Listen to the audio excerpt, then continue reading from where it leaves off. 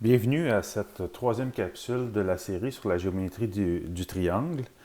Dans le cadre de celle-ci, le but ce sera de montrer comment on peut faire des démonstrations sur des énoncés en utilisant la similitude des triangles. Bon, on pourrait aussi faire la même chose avec les géométries des triangles, mais c'est le même principe on va dégager. Alors, je vais prendre un exemple, celui qu'on a à l'écran, qui est ici. Alors, on a un triangle quelconque, et tel que on a abaissé voyons, un segment créant la bisectrice. Alors, c'est une bisectrice, c'est-à-dire qui divise en deux parties égales.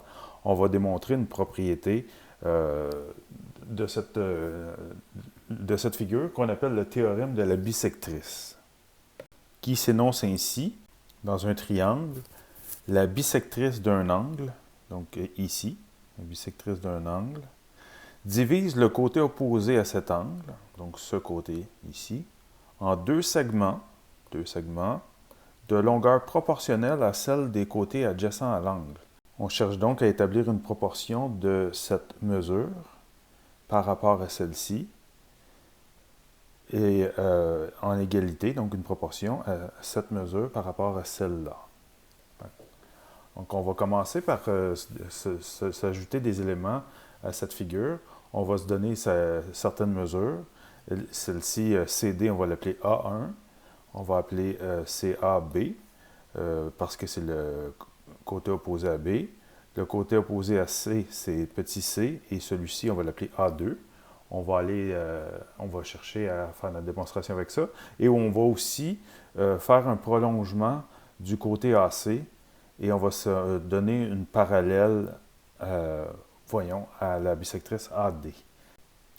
Alors, il ne faut pas oublier une chose, le but de cette capsule vidéo n'est pas tant de démontrer le théorème de la bisectrice que d'illustrer comment on fait une démonstration d'un énoncé. J'ai choisi cet exemple-là en utilisant la similitude des triangles et les connaissances qu'on a dans le passé. Donc, c'est comment on structure une démonstration, c'est plus ça le but. Et le théorème de la bisectrice, c'est le prétexte, donc c'est l'exemple pour illustrer les principes de démonstration en géométrie. Alors voici la figure avec certains éléments de plus qui vont nous aider dans notre démonstration. Alors que j'ai défini les mesures de côté que je vous avais mentionnées. Alors A1, A2, qui se trouve à être la mesure de CB coupée en deux parties par la bisectrice, petit b et petit c. Et puis je suis allé placer le point B' ici. Donc on l'a construit de telle façon, on peut toujours construire des choses. Il faut juste préciser sur quelle base on le fait. Donc j'ai construit un point B' tel que BB' est parallèle à DA. Donc ça, c'est la propriété que je me suis donnée. Donc je veux avoir deux droites qui sont parallèles. Donc ça va être important pour la démonstration que je vais créer. Donc je me suis créé des parallèles. Alors là, ce qu'on veut faire, c'est qu'on voudrait pouvoir montrer le théorème de la bisectrice. Donc, dans un triangle, la bisectrice d'un angle divise le côté opposé à cet angle en deux segments de longueur proportionnelle à celle des côtés adjacents à l'angle. Maintenant que nous avons des mesures, bon, BC, A1, A2, on peut donc dire ce qu'on veut démontrer. Fait qu'on va aller ressortir notre hypothèse. Alors, qu'est-ce qu'on a comme hypothèse? On a que l'angle CAD et l'angle DAB sont isométriques parce que c'est une bisectrice. C'est la seule hypothèse qu'on a dans notre théorème. CAD est isométrique à DAB. Je le rappelle entre parenthèses, là, mais parce que c'est donc issu d'une bisectrice. Voilà. La conclusion qu'on vise, c'est celle donc la bisectrice d'un angle, ça c'est notre hypothèse, divise le côté opposé, là on rentre dans la conclusion. Donc elle va diviser le côté opposé à cet angle en deux segments de longueur proportionnelle à celle des côtés adjacents à l'angle. C'est-à-dire que A1 sur B sera égal à A2 sur C. C'est ce qu'on veut démontrer. Donc, la conclusion visée, c'est ceci, que A1 sur petit b égale A2 sur petit c. C'est ce qu'on désire démontrer. Comment on va y parvenir? Ben, l'indice est dans le titre de la capsule vidéo. On va utiliser la similitude des triangles. Alors, pour ça, ben, on ne peut pas supposer que nos triangles sont semblables. Il faut le démontrer. Il faut justifier tout ça. Comme stratégie, en premier lieu, on pourrait démontrer que les triangles ADC et B'BC sont semblables. Comment on va faire ça? Bon, on s'est donné déjà des parallèles. Alors, si on a des parallèles, alors on pourrait justifier que les angles ici et là sont isométriques. Ou même ceux-là. D'accord? Et ensuite de ça, ben, cet angle, cet angle-ci est partagé avec celui-là. Comme ça, on pourrait justifier qu'on a des triangles semblables. Donc, faisons ça. Il y a 3 étapes à faire. Alors, je commence par affirmer que CAD, donc l'angle CAD, cet angle, est isométrique à l'angle CB'B. Donc, le point B' construit tel qu'on a des parallèles. On va pouvoir justement utiliser la notion d'angle correspondant. Des angles correspondants formés par des droites parallèles. Donc, les droites sont parallèles BB' à DA. Je l'ai spécifié pour être sûr qu'on puisse le retrouver. Ce n'est pas absolument essentiel, mais ça ajoute de la clarté. Ils sont coupés par une séquente, donc ces deux droites parallèles sont coupées par une séquente qui est la séquente CB'. Dans ce cas-là, on obtient des angles correspondants isométriques. Alors, des angles correspondants ne sont pas nécessairement isométriques, mais ils le sont lorsqu'ils sont formés par des droites parallèles coupées par une séquente. Alors, voilà une première paire d'angles isométriques. Ensuite, j'affirme que l'angle ACD est isométrique à l'angle B'CB. Pourquoi? Parce qu'on voit que dans les deux cas, l'angle est partagé. Alors, on va mentionner ça ici. Les angles sont partagés par les deux triangles. Alors, voilà. Les angles sont partagés par les triangles ACD et B'CB. Ce qui fait en sorte que c'est suffisant pour conclure que les triangles ACD et B'CB sont des triangles semblables. Alors, j'utilise le symbole semblable, le tilde. Pourquoi? Par la condition minimale.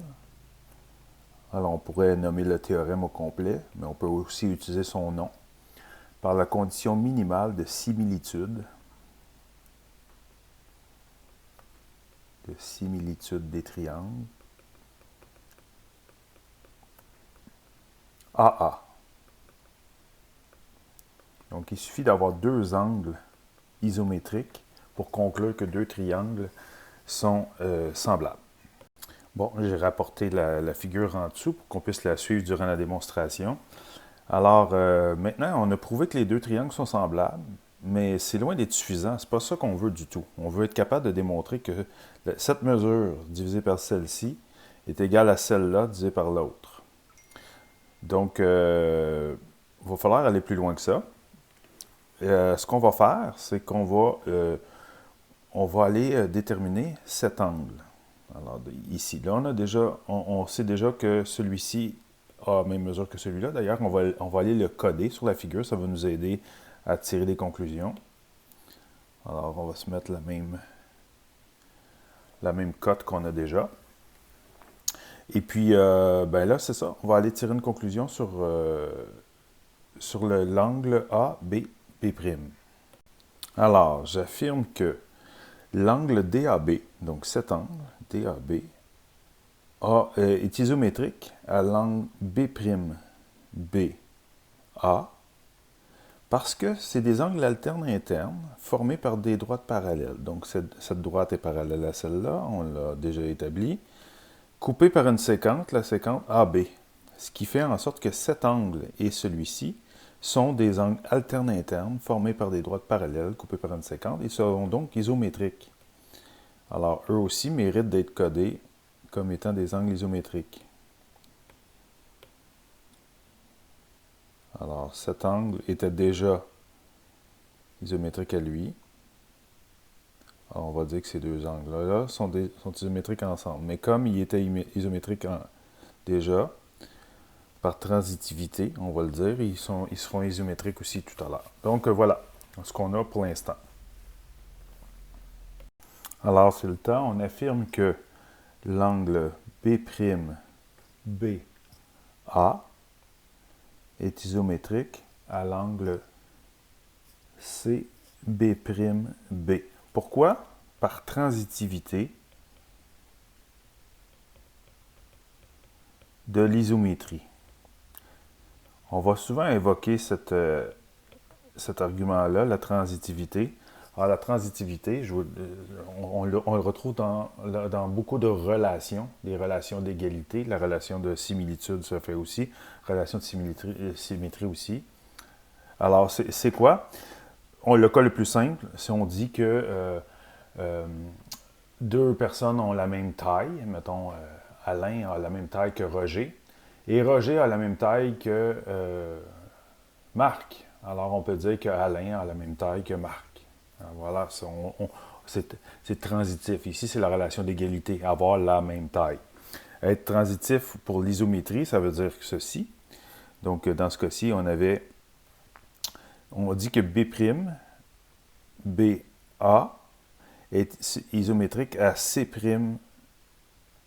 à C, B'B, parce que cet angle est isométrique à celui-là, et celui-là est isométrique à celui-là. Par conséquent, ils sont isométriques ensemble. Alors, voilà pour ça. Il va nous permettre maintenant de conclure que le triangle ici, ABB' est isocèle. On le voit déjà. On voit qu'il y a deux angles isométriques. Alors, il est iso-angle. Un triangle iso-angle, on sait que c'est aussi isocèle. Alors voilà, donc on l'affirme, ABB' est isocèle parce qu'il possède deux angles isométriques. Ce qui va nous permettre maintenant d'aller à une autre étape, une étape importante. Là, on approche de ce qu'on veut démontrer. On va affirmer que la mesure du segment AB, qui est ici, est la même que la mesure du segment AB'. Bien sûr, c'est évident, parce que c'est isocèle. Ça va être notre justification, mais ça va donner la mesure C, que je vais aller indiquer sur la figure. Alors, on obtient C ici. Il ne faut pas oublier de justifier pourquoi on peut affirmer ça, parce que notre triangle est isocèle. Donc, triangle ABB' est isocèle.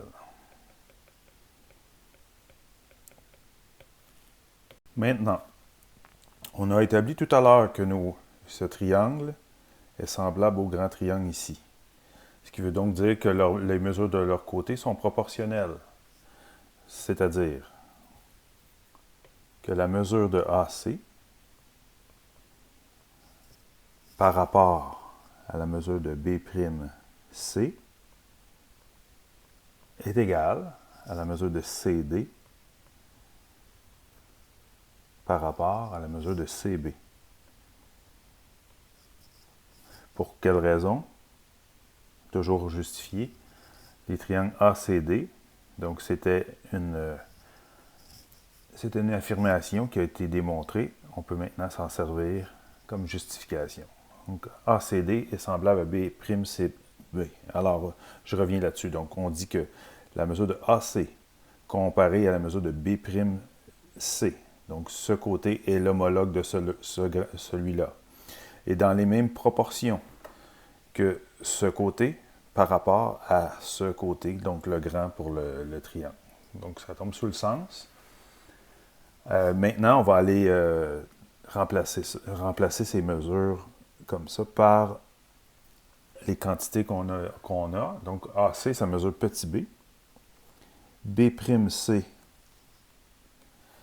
c'est c'est B plus C.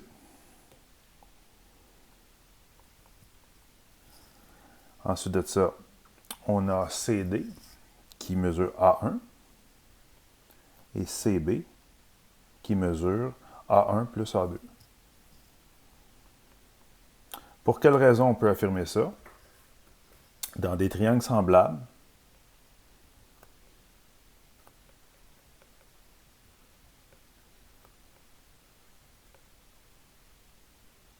les mesures des côtés homologues forment une proportion. On peut dire aussi les côtés homologues, au lieu de dire ça, on peut dire les côtés homologues, c'est équivalent.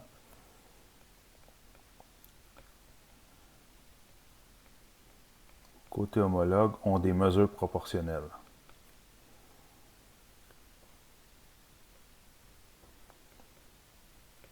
Ça sera ajouté parmi vos théorèmes. C'est une conséquence de la similitude, donc une conséquence de la définition de triangle semblable. On va s'en servir souvent pour justifier celle-ci.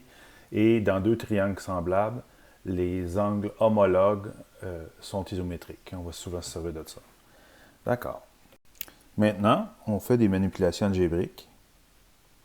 Alors, on va utiliser le produit des extrêmes égal au produit des moyens. On va obtenir ceci. Donc, A1 fois B plus C sera égal à B fois A1 plus A2.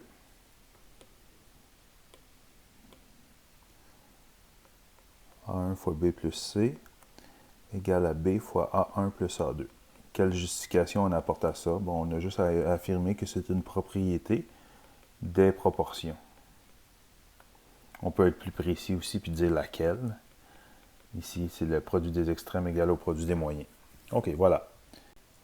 Bon, maintenant, on distribue le produit sur la somme de chaque côté. On obtient A1B plus A1C, A1B plus A2B de l'autre côté. Et cette fois, on s'aperçoit qu'on a A1B en commun dans les deux cas. On va retrancher A1B de part et d'autre. On obtient A1C égale A2B.